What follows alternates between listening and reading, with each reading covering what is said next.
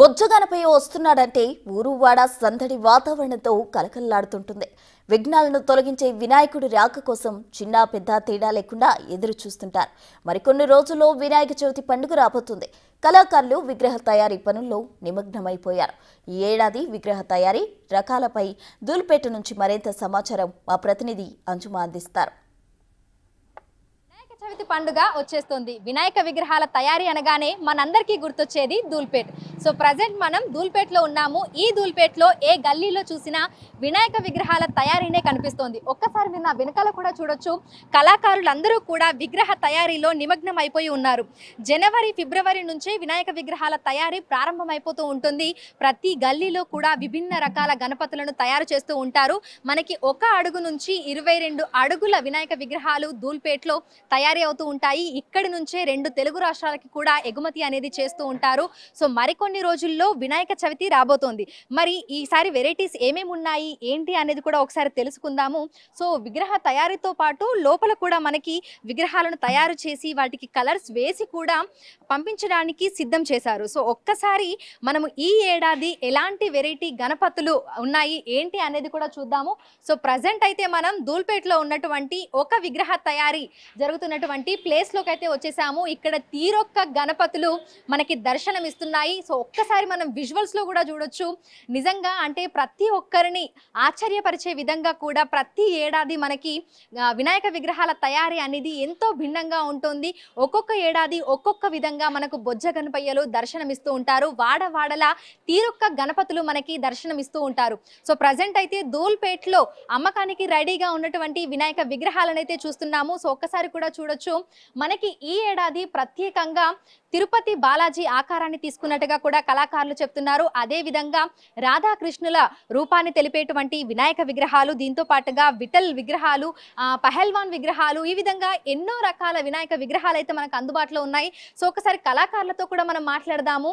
అంటే ఎన్ని నెలల ముందు నుంచి, ఇందాకే మనం చెప్పుకున్నాము జనవరి ఫిబ్రవరిలో పనులు ప్రారంభమవుతూ ఉంటాయని.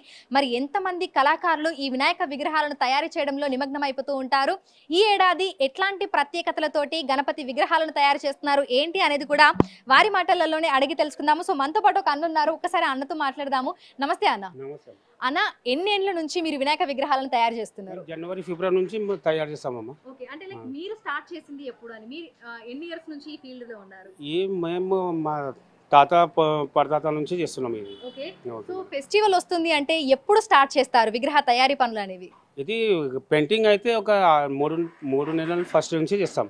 ఓకే ఓకే, ఇంకా అది మొత్తం బొమ్మ తీయాలంటే జనవరి ఫిబ్రవరి నుంచి స్టార్ట్ అయిపోతుంది. మాది డై చేయాలి, మొత్తం లబ్బర్ తీయాలి, దాన్ని మొత్తం బొమ్మలాగా చేసి మళ్ళీ రెడీ చేసి మళ్ళీ స్టార్ట్ చేస్తాం మేము పని.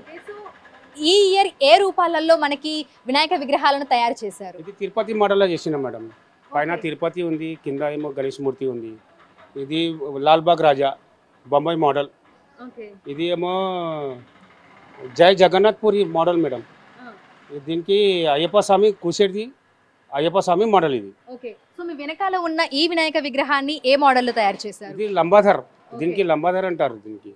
దీనికి కూసేటిది అదే లంబాధర్ బయటకు ఉంది అది.